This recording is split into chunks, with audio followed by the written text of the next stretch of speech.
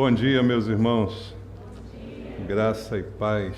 Que bom a gente estar nessa manhã juntos aqui para cultuar ao Senhor. Esse é o nosso propósito, esse é o nosso objetivo. E mais uma vez, estou aqui com os irmãos, me sinto muito honrado aí pelo convite, do pastor Emilson, diácono João, que a gente já conhece há tanto tempo. E me sinto honrado, de poder participar desse momento com os irmãos, dessa celebração de aniversário, que é sempre um motivo para comemoração, Eu digo lá na igreja, a gente vai também esse mês de março, agora domingo que vem, dia 13, na verdade o aniversário da igreja é dia 14, nós vamos celebrar 23 anos da abertura, da inauguração da nossa igreja. E eu sempre digo, o que a gente tem para celebrar é a gratidão a Deus pelo que Ele fez ao longo desses anos, porque a obra é de Deus, A igreja pertence a Deus, a obra é do Senhor, o propósito é dele. Então, que você que é membro da igreja, que se alegra com aquilo que Deus tem feito, celebre esse aniversário, agradeça a Deus pelo que Ele tem realizado aqui, e você é parte disso, porque você é a igreja do Senhor nesse lugar, não é verdade? Graças a Deus, então. Mas vamos ouvir a palavra. Se você puder ficar de pé agora para a gente ler a Bíblia, convido você a abrir a sua Bíblia no Evangelho segundo Marcos, no capítulo número 2, Evangelho segundo Marcos, capítulo número 2, nós vamos ler até o versículo 12, uma passagem bem conhecida das Escrituras, uma cura, um milagre de Jesus. Evangelho segundo Marcos, capítulo 2, do verso 1 até o verso 12. Você achou na Bíblia? A palavra de Deus diz assim: Dias depois, entrou Jesus de novo em Cafarnaum, e logo correu que ele estava em casa. Muitos afluíram para ali, tantos que nem mesmo junto à porta eles achavam lugar. E anunciava-lhes a palavra. Alguns foram ter com ele, conduzindo um paralítico, levado por 4 homens, e não podendo aproximar-se dele por causa da multidão, descobriram o eirado no ponto correspondente ao em que ele estava, e fazendo uma abertura, baixaram o leito em que jazia o doente. Vendo-lhes a fé, Jesus disse ao paralítico: Filho, os teus pecados estão perdoados. Mas alguns dos escribas estavam assentados ali e arrazoavam em seu coração: Por que fala ele deste modo? Isto é blasfêmia. Quem pode perdoar pecados senão um que é Deus? E Jesus, percebendo logo por seu espírito que eles assim arrazoavam, disse-lhes: Por que arrazoais sobre estas coisas em vosso coração? Qual é mais fácil, dizer ao paralítico: Estão perdoados os teus pecados? Ou dizer: Levanta-te, toma o teu leito e anda? Ora, para que saibais que o Filho do Homem tem sobre a terra autoridade para perdoar pecados, disse ao paralítico: Eu te mando, levanta-te, toma o teu leito e vai para a tua casa. Então ele se levantou e no mesmo instante, tomando o leito, retirou-se à vista de todos, a ponto de se admirarem todos e darem glória a Deus, dizendo: Jamais vimos coisa assim. Amém. Pai, muito obrigado pela palavra que o Senhor nos deixou, por aquilo que nós podemos receber dela esta manhã. Ela é o verdadeiro alimento que sustenta, Pai. É a palavra da verdade que liberta do erro, do engano. E é essa palavra que nós queremos receber esta manhã. Uma palavra que venha do Senhor para o nosso coração. Não estamos aqui para ouvir os homens com suas doutrinas, nem filosofias e histórias, mas a palavra que procede da tua boca. Que ela nos abençoe essa manhã. E para isso, eu entrego a minha vida em tuas mãos. Eu peço tua graça, tua misericórdia sobre mim, e que a unção do teu Espírito esteja sobre mim, para que eu possa ministrar a palavra, para que barreiras sejam quebradas e todos nós possamos ouvir a tua voz esta manhã. É o que eu te peço, junto aqui com meus irmãos, orando em nome de Jesus. Amém. Podem sentar, irmãos. Graças a Deus. Amados, como eu disse a você, esse é um milagre feito por Jesus, um milagre que se tornou notório, que impressionou todas as pessoas que estavam ali. Mas não é propriamente sobre o milagre que eu queria falar contigo essa manhã. Eu creio que esse texto tem algumas lições a mais do que o fato de Jesus ter curado esse homem, ter perdoado os seus pecados. Então, eu quero me ater hoje a uma diferença que há nesse texto, uma observação que nós podemos fazer no texto, quando a Bíblia diz aqui, logo no primeiro versículo, que Jesus voltou àquela cidade de Cafarnaum, e aí tem uma observação de Marcos dizendo, logo correu que ele estava em casa. É sobre isso que eu queria focar essa manhã. Diz a Bíblia que Jesus entrou na cidade de Cafarnaum e logo a notícia se espalhou. Não é? Naquele tempo não tinha nenhum dos métodos que a gente tem hoje, WhatsApp, Facebook, né, Instagram, não tinha nada disso, não tinha nenhum meio de comunicação, nem celular, nem nada. Mas a notícia, boca a boca, se espalhou. Qual a notícia? Jesus entrou na cidade. Jesus está naquela casa. Isso logo então se tornou notório entre as pessoas. E a Bíblia diz, e a gente pode tirar essa conclusão, voltando ao Marcos, agora no capítulo 1, veja no versículo 29. E saindo eles da sinagoga, foram com Tiago e João diretamente para a casa de Simão e André. Provavelmente, essa casa onde Jesus entrou é a casa de Simão Pedro, é a casa de Pedro, onde ele morava ali em Cafarnaum, a casa então visitada por Jesus nessa ocasião. E diz a Bíblia no verso 1, como lemos, que logo então a notícia se espalhou. Jesus está de volta à casa de Pedro, Jesus entrou na cidade, Jesus está ali. E o que eu quero chamar a atenção nossa sobre essa questão?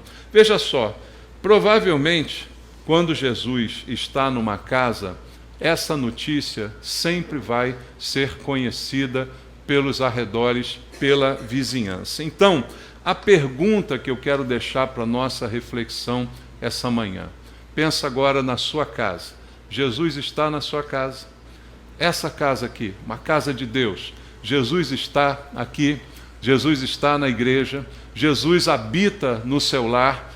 Essa notícia precisa ser conhecida da sua vizinhança. Esse evento precisa ser notório entre aqueles que fazem parte do seu convívio. Então, a pergunta é, Jesus está na minha casa? Isso tem sido notado pelos meus vizinhos? O que eles notam na minha casa? E essa pergunta é uma pergunta um pouco capciosa, não é? Se a gente pudesse passar um tempo escondido na casa de cada um dos irmãos, o que a gente veria ali? O que a gente perceberia? A presença de Deus? A paz que excede todo o entendimento estaria presente nesse lar? Não é? Nos relacionamentos, nas conversas familiares, nós perceberíamos a presença de Jesus? E veja, isso é muito sério, porque eu queria ler um texto aqui rapidamente em João capítulo 8, no versículo 12.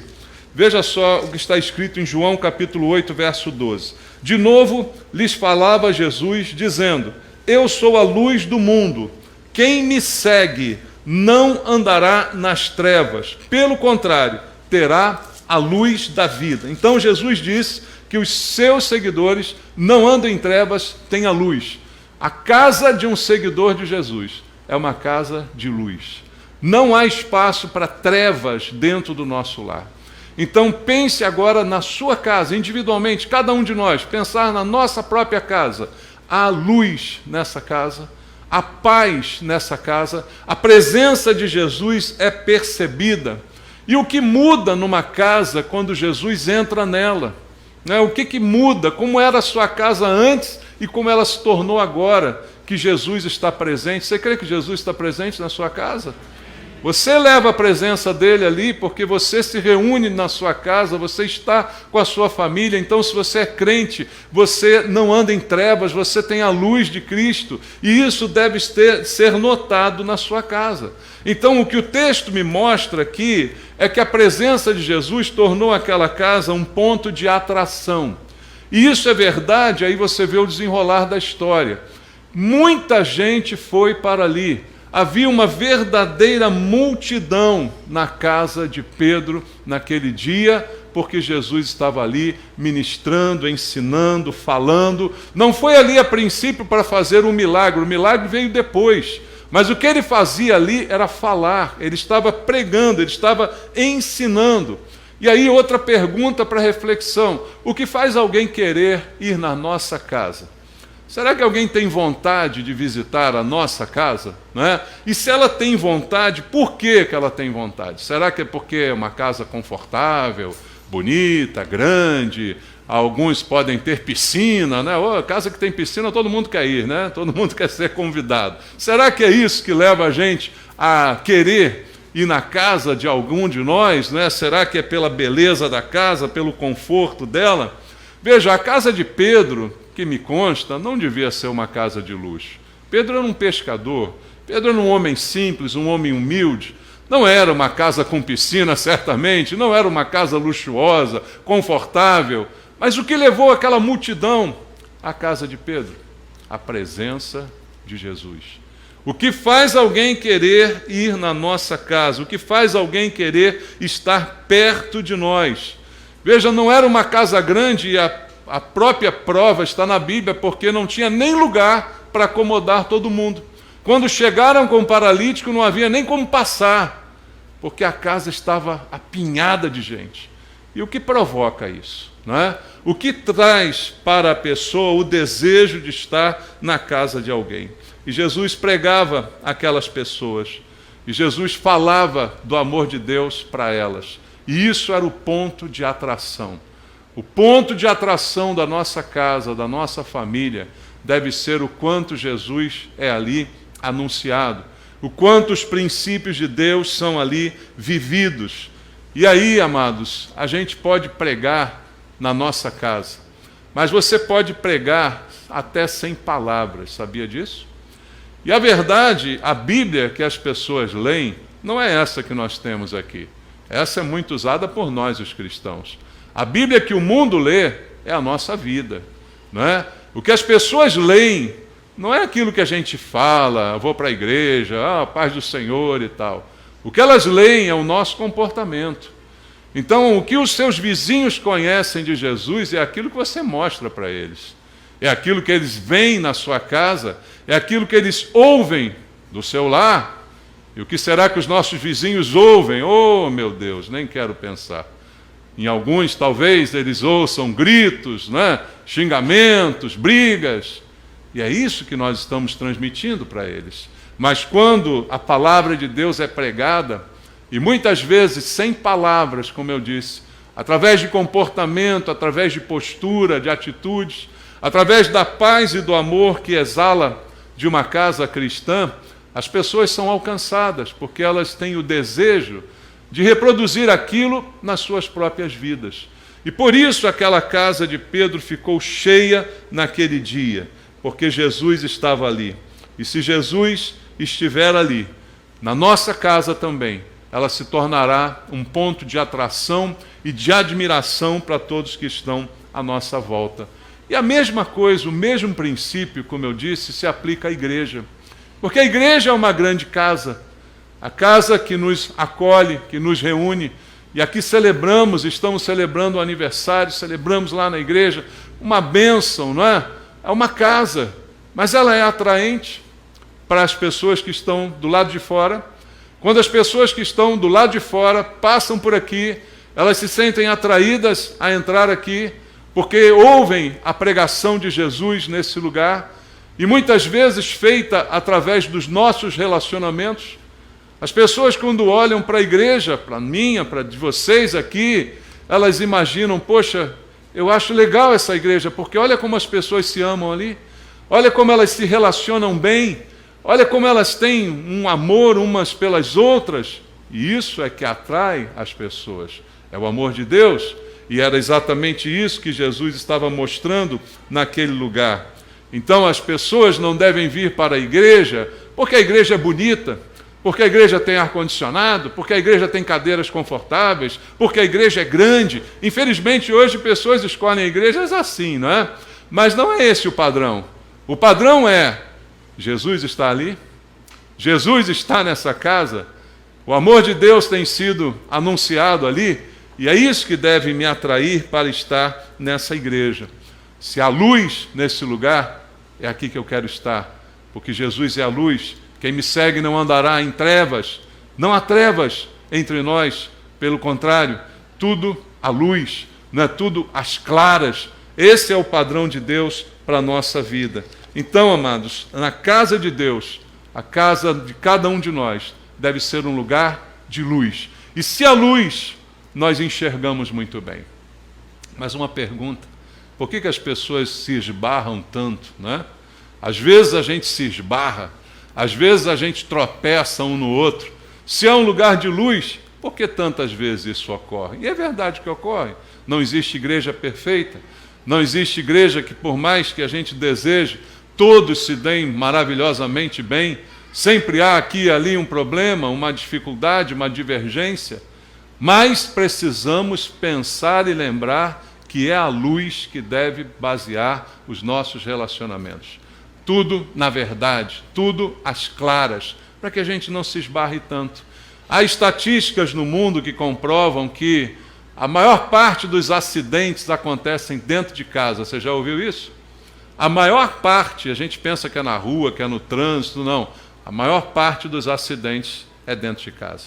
Então a casa, que é um lugar muito abençoado, também às vezes é um lugar onde a gente se fere demais. Às vezes a gente se fere, a gente se machuca dentro de casa, dentro da nossa casa, dentro do nosso lar. Os problemas familiares são aqueles que mais doem, né?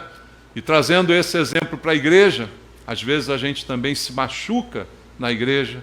E quantas são as pessoas hoje que estão feridas por causa da igreja? Eu conversava há pouco com o diácono João, de pessoas que deixaram a igreja, que hoje quando você pergunta, não quero mais não, porque eu fui machucado ali, eu fui traído, eu fui enganado, eu fui isso, eu fui aquilo. Porque é um lugar que a gente se machuca, mas é um lugar que a presença de Jesus deve trazer luz, para que a gente se machuque menos, para que a gente tenha mais acolhimento, para que a gente tenha mais desfrute dessa presença, e para que milagres também aconteçam, porque a gente precisa entender que o lugar onde Jesus está é um lugar onde milagres acontecem. E é isso que a gente percebe nesse texto de Marcos também. Há algo muito importante dito aqui, porque há um ambiente propício para o milagre. E qual é o ambiente propício para o milagre? É o ambiente das brigas? É o ambiente das discussões, da gritaria, do desentendimento? Não. O ambiente propício para o milagre é o ambiente do amor, o ambiente da palavra de Deus, onde ela é ouvida e onde as pessoas dão ouvidos à sua voz. Você sabia que sem fé é impossível agradar a Deus? Está escrito isso na Bíblia? E qual é a origem da fé? A Bíblia diz: a fé vem pelo ouvir, o ouvir da pregação. Então, amados, a gente quando ouve a palavra de Deus, isso inspira a fé. Aonde Jesus está, onde a palavra é pregada, a fé é inspirada, a fé é alimentada. E esse exemplo é visto nesse texto. Há um texto aqui no versículo 4, voltando aonde nós estávamos em Marcos 2, que diz assim: e não podendo aproximar-se dele por causa da multidão, descobriram o eirado no ponto correspondente ao que ele estava, e fazendo uma abertura, baixaram um leito em que jazia o doente. Olha o verso 5. Vendo-lhes a fé, Jesus disse ao paralítico: filho, os teus pecados estão perdoados. Aqui esse texto sempre me deixa intrigado, porque Jesus viu a fé. Como é que se vê a fé de alguém? Você consegue ver a fé de alguém? Se você der uma olhadinha aí para os irmãos ao lado, né? Dá uma olhadinha assim para ele, será que tem fé aí? Né? Uma olhadinha meio desconfiada. Dá para ver a fé na cara de alguém? Dá para ver a fé na roupa de alguém, no cabelo de alguém? Dá para ver a fé na aparência de alguém? A fé é um conceito abstrato que a gente não consegue ver. Entretanto, Jesus, a Bíblia diz aqui que Jesus viu a fé. E por que Jesus viu a fé? Porque ele viu a ação. A fé gera uma ação. A fé gera um comportamento. E é o comportamento que exibe a fé, porque a fé não tem materialidade. Então a gente não vê a fé na aparência de ninguém, mas a gente vê a fé no comportamento de alguém. E aí a gente age segundo a nossa fé. Como disse Tiago, a fé sem obras é morta. Então a minha fé faz com que eu realize coisas, faz com que eu trabalhe, faz com que eu realize, faça. E Jesus, ao ver o empenho daqueles homens para subir ao telhado, destelhar, descê-lo naquela maca, ele viu a fé. Ele viu a fé em ação, na atitude, na postura, ele percebeu a fé daquelas pessoas. Então a fé se mostra pelo trabalho. A fé se mostra por aquilo que nós vemos, por aquilo que nós fazemos. E o que Jesus viu foi 4 homens suados, trabalhando, empenhados em de alguma maneira fazer com que aquela maca fosse colocada na presença de Jesus. Não viram obstáculos, chegaram, a casa estava cheia, não tinha por onde passar com a maca, mas eles não viram as dificuldades, eles viram a solução. Eles viram uma oportunidade, e foi isso que Jesus qualificou como ver a fé. A fé não desiste diante de obstáculos. A nossa fé, ela persevera. A Bíblia diz que nós não somos dos que retrocedem, nós somos dos que avançam para a conservação da fé. Então a fé não faz a gente voltar para trás de mãos vazias, a fé faz a gente enfrentar os obstáculos. Alguém poderia dizer, um deles lá dos 4, olha, viemos até aqui carregando ele, tivemos até a boa vontade, fizemos esse esforço, mas não dá para entrar. Vamos voltar para casa. Mas não foi isso que eles fizeram.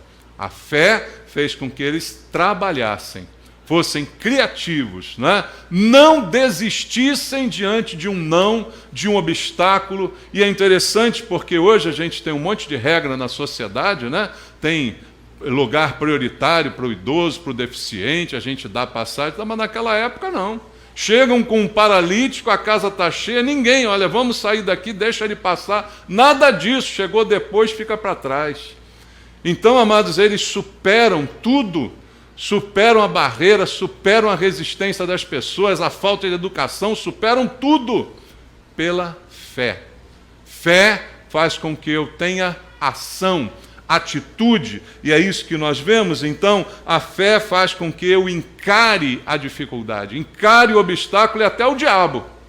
A Bíblia diz que a nossa fé é o que vence o mundo, e o mundo jaz no maligno.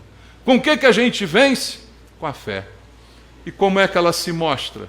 Com ação, com trabalho, com realização. Não é apenas dizendo, eu creio muito, mas não faço nada. Não, eu tenho que agir, eu tenho que fazer, eu tenho que enfrentar, eu não posso desistir, eu não posso voltar, eu tenho que avançar, eu tenho que levar até o final aquilo que eu me propus a fazer. E é isso que a fé faz, a gente avançar, a gente não desistir, a gente não voltar. E isso foi notório naquela casa. E sabe quem gerou essa fé? Foi Jesus. A Bíblia diz, a fé é um dom de Deus. Jesus é o autor e o consumador da nossa fé. Nem quando nós temos fé, nós temos algum mérito, porque a fé que temos foi recebida de Deus. Foi Ele que nos deu a capacidade de crer. Quem gerou a fé naqueles homens que trabalharam e se esforçaram foi Jesus ali. A presença de Jesus, aquilo que Ele falava, aqueles homens se encheram de fé, dizendo, se nós chegarmos com aquele paralítico ali, eu creio que alguma coisa pode acontecer, que um milagre pode mudar a vida dele. Isso foi gerado no coração. E aí, é o que faz a presença de Jesus. A presença de Jesus gera fé.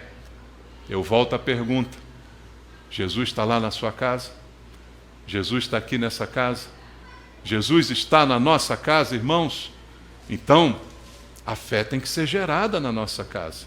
E a fé gerada na nossa casa tem que gerar atitudes da nossa parte, trabalho da nossa parte, para que a gente não fique apenas dizendo que tem fé, Como disse Tiago, sem obras, ela é morta. Ela não funciona, ela não se concretiza. Então eu creio em Deus, então eu ajo como quem crê em Deus. Eu acredito, então eu insisto, eu permaneço, eu persevero, eu luto, eu enfrento. Jesus está na sua casa. Então isso tem que ser gerado dentro da nossa casa, essa fé precisa ser gerada ali dentro pela presença de Jesus. E sabe uma outra coisa que esse texto me ensina? Voltando ao texto no versículo número 5, quando Jesus diz, vendo-lhes a fé, veja, ao perceber a fé, Jesus toma uma atitude. E ele diz ao paralítico, filho, os teus pecados estão perdoados. Uma palavra muito simples. Os teus pecados estão perdoados. Talvez ninguém esperasse isso. Talvez nem aqueles 4 homens que mostraram a fé, rompendo a barreira, esperassem que a solução fosse só essa. Jesus dizer, olha, os teus pecados estão perdoados. Talvez eles imaginassem que Jesus ia passar a mão naquele homem, sei lá, ia impor, ia ungir, ia fazer alguma coisa. Mas não, Jesus simplesmente vira para ele e diz assim, olha, os seus pecados estão perdoados. E isso é uma coisa que eu preciso trazer para a minha vida, para a minha casa, e espero que você traga para a sua.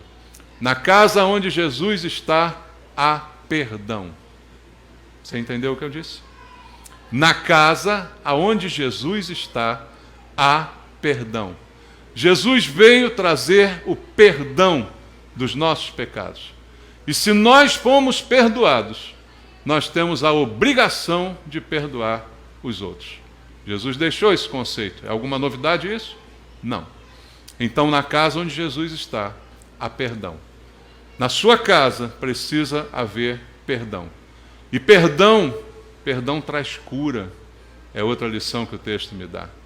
O problema daquele homem, aquela paralisia, era causada por pecado. Não está ensinando Jesus que toda doença é causada por pecado. Não, não é isso que a Bíblia ensina. Existem várias razões para várias doenças, mas no caso específico desse homem, aquela doença era provocada por pecado. E para pecado, irmão, só tem uma solução, é perdão. Não há outra solução para o pecado. Pecado requer perdão. E aí Jesus deu a ele o que ele precisava, o perdão dos seus pecados. E por isso aquele homem foi curado. Aonde há perdão, há cura. Entende isso? E eu digo a você, na sua casa, se é que Jesus está ali, tem que ter perdão. Não consigo admitir a casa de um cristão onde não há perdão. Então Jesus não está ali. Então a luz não está presente, só as trevas. Quem me segue não andará em trevas, já vimos aqui. Na casa de um cristão tem que ter perdão. Não dá para ter a casa de um cristão onde um não fala com o outro, onde um está de mal com o outro, onde parentes não se veem, não se falam há anos. Não, da nossa parte isso não pode ser permitido. Da outra parte que eles façam o que quiserem, mas a nossa parte é perdoar. E o perdão produz cura, é o que diz o texto. E ali no meio daquela gente toda, na casa de Pedro, tinham também muitos religiosos, segundo o texto diz aqui. E o religioso é um grande problemático, sabe? Por isso eu não quero ser chamado de religioso. Eu sou cristão. Porque a religiosidade é uma doença muito grande. A religiosidade, sou eu assumir um determinado comportamento, é quase como uma superstição, achando que isso me dá sorte, achando que isso muda a minha vida. Jesus não está atrás de religiosos, mas sim de discípulos, de pessoas que queiram aprender com ele e colocar em prática aquilo que ele ensina. E tinham muitos religiosos ali, pessoas que conheciam a Bíblia, pessoas que sabiam da lei, pessoas que sabiam de tudo, mas essas pessoas não estavam nem um pouco preocupadas com a cura de alguém. Não. Para elas, se aquele homem fosse curado ou não, isso não importa. A raiva deles era contra o perdão. Perdão dá raiva em alguém, sabia? perdão da raiva em religioso, perdão da raiva em hipócrita, mas perdão é cura de Deus para a nossa vida. Mas para quem não conhece a Deus ou é apenas religioso, perdão só dá raiva. E foi o que aconteceu quando Jesus disse: olha, filho, os teus pecados estão perdoados. O que a Bíblia diz aqui? Que começou todo mundo a falar. Mas alguns dos escribas, olha, gente inteligente, gente religiosa, assentados ali, arrazoavam em seu coração: por que fala ele deste modo? Isso é blasfêmia. Quem pode perdoar pecados senão um que é Deus? Não quero saber se o homem ficou curado. Eu quero saber que esse negócio de perdão, isso me irrita. Porque isso é algo que eu mesmo não gosto de praticar. Eu gosto de falar sobre isso, mas eu não gosto de fazer. Esse é o pensamento do religioso. O religioso fala sobre religião, mas ele não pratica a religião que ele fala, não é? Ou seja, ele não vive aquilo que ele prega. Então ele guarda rancor no seu coração, e ele não gosta de ver alguém ser perdoado, e ele não está preocupado com a libertação que o perdão traz. Ele está ali preocupado apenas com a sua religiosidade. E aí eu queria deixar para nós essa lição: perdão traz libertação, perdão traz cura. Na casa onde Jesus está, há perdão. Você crê nisso? Então pensa nisso. Pensa na sua casa agora. Pensa na sua família. Jesus está ali, perdão tem que acontecer. E às vezes o obstáculo para o perdão somos nós, religiosos, né? Tão religiosos, mas não fazemos o básico do dever de casa que Jesus nos ensinou: perdoar da maneira como eu fui perdoado. Isso produz cura. E às vezes o que falta para a cura é a liberação de um perdão. E esse perdão está sendo retido às vezes por um crente, por um que se diz cristão. Não pode ser. Isso não pode acontecer. Tem que haver o perdão, porque o perdão traz cura e faz parte do ambiente aonde Jesus está. Aonde Ele está, há perdão. Aonde Deus está, há amor. E isso, então, é algo inerente à presença de Cristo dentro da nossa casa. E olha, outra coisa que o texto me diz, numa última lição que eu quero compartilhar com você. No versículo 11, o texto diz assim: depois de responder aos escribas que o censuraram por perdoar os pecados daquele homem, aí Jesus coloca de uma forma prática para eles: eu te mando, levanta-te, toma o teu leito e vai para a tua casa. Agora não é mais apenas a palavra do perdão, eu estou te mandando então, para mostrar para todo mundo aqui que Deus é poderoso para perdoar e que perdão traz cura. Mostra a cura agora. Levanta, toma o teu leito e anda. Irmãos, simbolicamente isso também me diz que na casa onde Jesus está, a gente pode se levantar, a gente pode se erguer, a gente pode deixar a paralisia e caminhar. Na casa onde Jesus está, há um milagre para acontecer.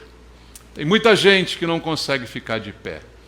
E talvez não seja paralítico com esse homem aqui, talvez não tenha uma doença física, mas tem uma doença espiritual, tem uma doença na alma, que joga você para baixo, que te joga no chão, e que não deixa você se levantar, e sempre tem em você a sensação de que há um peso, que há um mundo sobre as suas costas, como essa paralisia vivida por esse homem.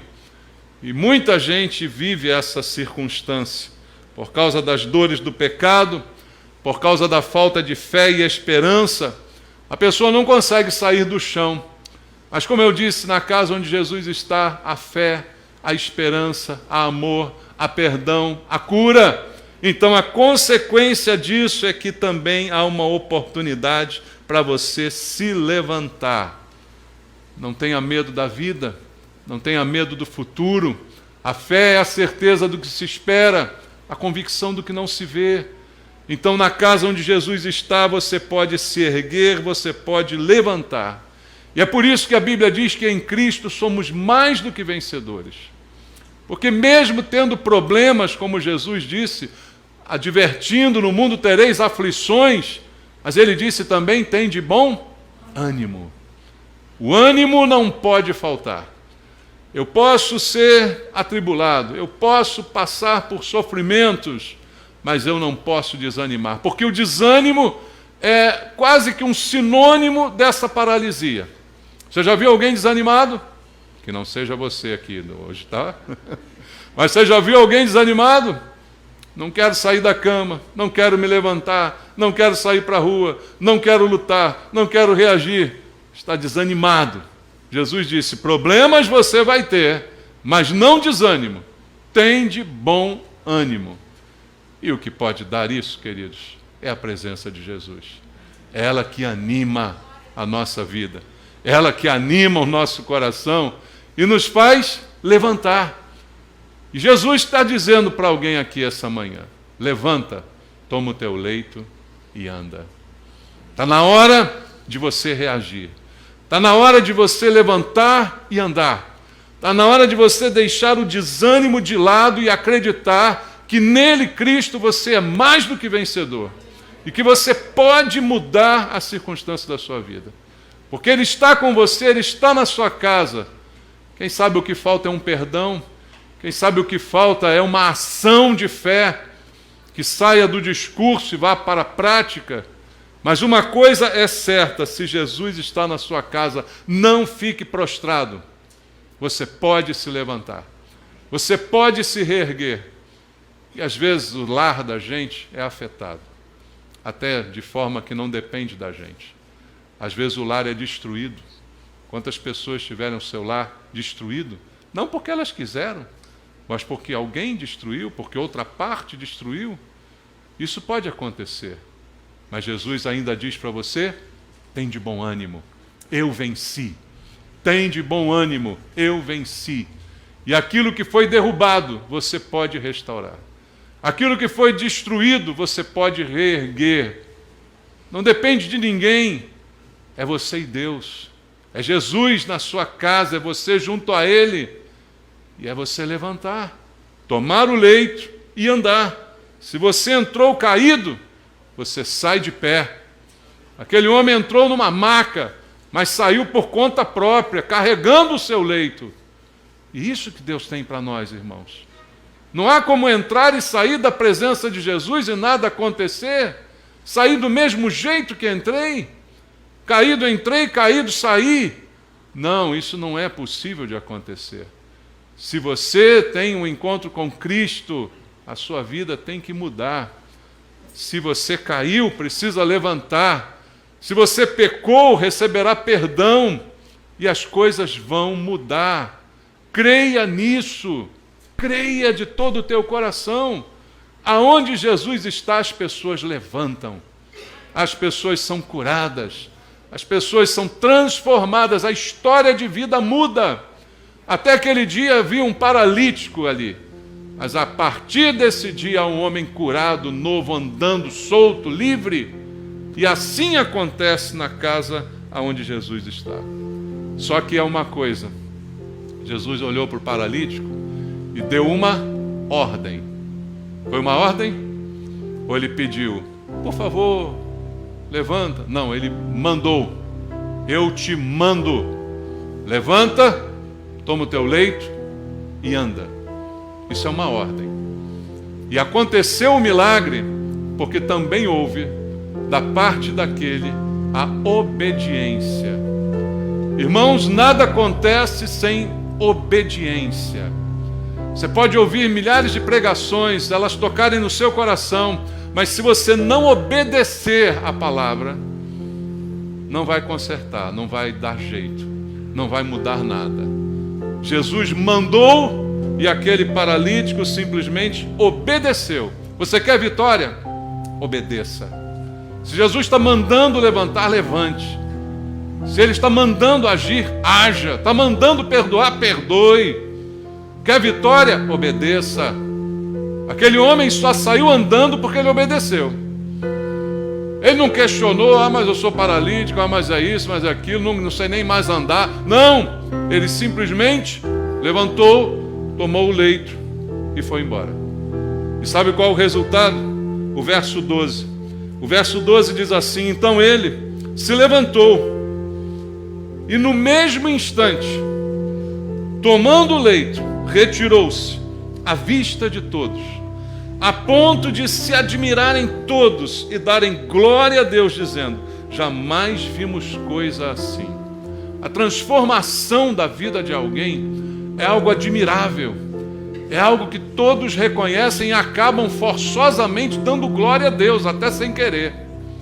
Que a nossa vida seja um motivo para as pessoas darem glória a Deus. Amém? Que a sua casa seja um motivo das pessoas darem glória a Deus.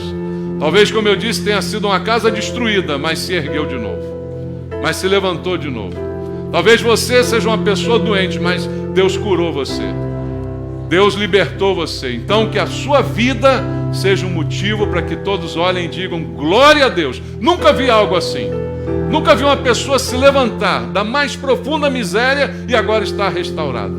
Nunca vi algo tão maravilhoso assim. Uma pessoa tão caída, tão para baixo, agora está outra pessoa levantada, tão esperta, tão saudável, que isso provoque espanto na vida das pessoas. E que o nosso lar se torne esse ambiente de atração por causa da presença de Jesus. E que ali seja um lugar de transformação. Que pessoas sejam transformadas, a começar por nós. A começar pelos nós, os donos da casa. Que a nossa vida seja para espanto dos outros e para a glória de Deus. Amém? Deus abençoe você. Vamos orar? Queria fazer uma oração junto contigo. Se você precisa dessa cura, desse milagre, ore agora comigo, põe a sua mão no seu coração. Se você precisa dessa intervenção de Deus na sua casa, para que o seu lar seja transformado, põe a sua mão no coração e diga para Deus agora em oração: Pai, de fato entra na minha casa. De fato, Pai, permanece ali no meu lar, para que todos em volta possam perceber a Tua presença, para que ele se torne um lugar de atração, de cura, de libertação, de transformação de vidas, a começar da minha vida, Pai. Começa na minha vida, começa na minha casa essa transformação. Começa, Pai, e que todos possam dar glória a Deus quando virem o resultado da Tua presença no nosso lar, quando virem o resultado da cura, do perdão que o Senhor opera ali. Pai, se há alguém aqui que precisa perdoar, Deus, pelo Espírito Santo, toca nesse coração, para que hoje ainda seja o dia do perdão nessa casa, para que hoje seja o dia da restauração nessa família, nesse lar, para que hoje seja o dia da paralisia ir embora, que hoje seja o dia da cura, da libertação, Pai.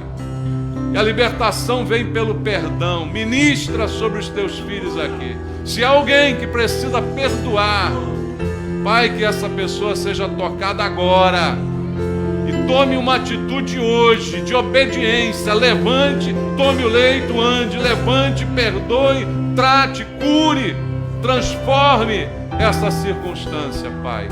Em nome de Jesus eu te peço, abençoa o Teu povo com a Tua palavra e que a prática dela, a obediência a ela, traga cura, traga transformação na casa e na vida de cada irmão.